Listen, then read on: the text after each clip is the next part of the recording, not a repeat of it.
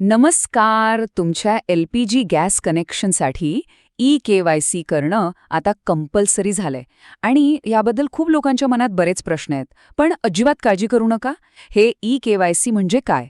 तर electronic know your customer.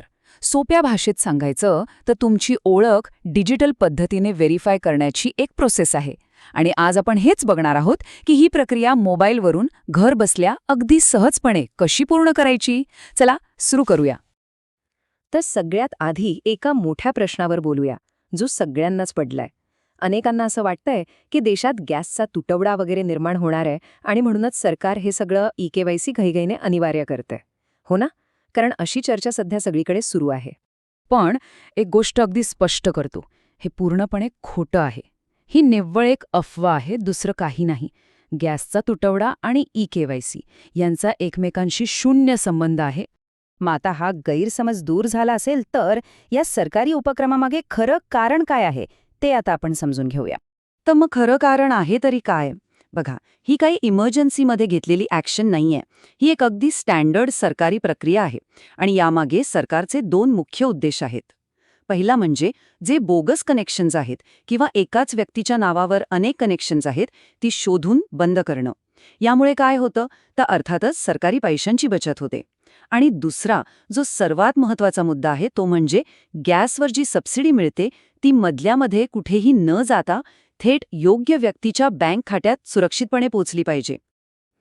बरं, आता यामागचं कारण तर आपल्याला कळलं. मग आता ही प्रक्रिया सुरू करण्याआधी आपल्याला काय काय तयारी करावी लागेल यावर एक नजर टाकूया. ही प्रोसेस घर बसल्या आरामात पूर्ण करण्यासाठी तुम्हाला फक्त 4 गोष्टी लागतील. त्या व्यवस्थित जवळ आहेत की नाही ते तपासून घ्या. 1. तुमचं ओरिजिनल आधार कार्ड. 2. तुमच्या गॅस पासबुकवर किंवा पावतीवर असलेला 17 अंकी LPG ID. 3. तुमच्या गॅस कनेक्शनला जो मोबाईल नंबर रजिस्टर केलेला आहे तो. आणि 4. अर्थातच इंटरनेट कनेक्शन असलेला एक स्मार्टफोन. बस एवढंच. चला तर मग आता मुख्य प्रोसेसला सुरुवात करूया. मी पुन्हा सांगते, ही प्रक्रिया खूप सोपी आहे आणि संपूर्णपणे तुमच्या स्मार्टफोनवरच होणार आहे. ओके, तर सगळ्यात पहिलं आणि महत्त्वाचं काम. तुम्हाला Google Play Storeमधून 2 ॲप्स डाउनलोड करायचे आहेत.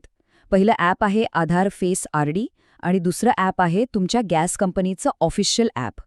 आता इथे एक महत्त्वाची गोष्ट लक्षात घ्या. हे जे आधार फेस RD नावाचं ॲप आहे ना, ते इन्स्टॉल केल्यावर तुमच्या फोनच्या होम स्क्रीनवर दिसणार नाही. त्यामुळे गोंधळून जायचं नाही. ते बॅकग्राऊंडमध्ये काम करतं आणि जेव्हा तुम्ही फेस स्कॅन कराल तेव्हा ते आपोआप ॲक्टिवेट होईल. तुमची गॅस कंपनी कोणती आहे त्यानुसार तुम्हाला योग्य ॲप डाउनलोड करायचं आहे. म्हणजे बघा, जर तुमचं कनेक्शन इंडियन गॅसचं असेल तर इंडियन ऑइल 1 हे ॲप घ्या. भारत गॅससाठी हेलो BPCL नावाचं ॲप आहे आणि जर HP गॅस असेल तर HP पे हे ॲप डाउनलोड करा. बरं, एकदा का तुम्ही बरोबर ॲप डाउनलोड केलंत की ते उघडा आणि तुमच्या रजिस्टर्ड मोबाईल नंबरने लॉग इन करा. जर तुम्ही पहिल्यांदाच ॲप वापरत असाल तर आधी साइन अप करून एक अकाउंट बनवून घ्यावं लागेल. लॉग इन झालं की तुम्हाला ई-KYC किंवा काही ॲप्समध्ये री-KYC असा ऑप्शन दिसेल. तो शोधा, त्यावर क्लिक करा, तुमची संमती द्या आणि मग फेस स्कॅनची प्रोसेस सुरू करा. आता हा जो फेस स्कॅन आहे तो पहिल्याच प्रयत्नात यशस्वी व्हावा आणि काही अडचण येऊ नये यासाठी काही सोप्या टिप्स आहेत. लक्षात ठेवा. 1. जिथे चांगला उजेड आहे तिथे उभे राहा. 2. चेहऱ्यावर सावली पडता कामा नये.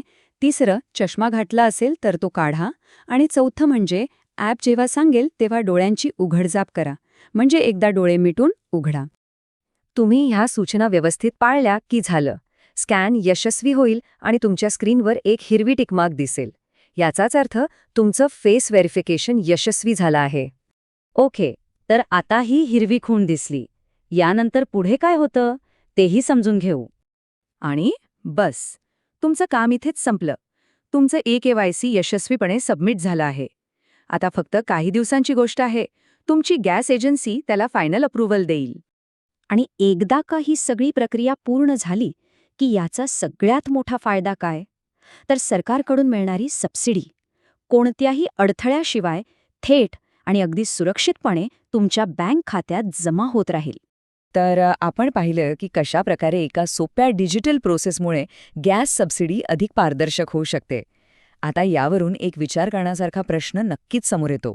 तो म्हणजे ज्याप्रमाणे ही प्रक्रिया सोपी झाली त्याचप्रमाणे इतर कोणत्या सरकारी योजना जसं की रेशनिंग असेल किंवा विद्यार्थ्यांना मिळणारी स्कॉलरशिप असेल यासुद्धा अशाच सोप्या आणि भ्रष्टाचार मुक्त करता येऊ शकतील का यावर नक्की विचार करायला हवा.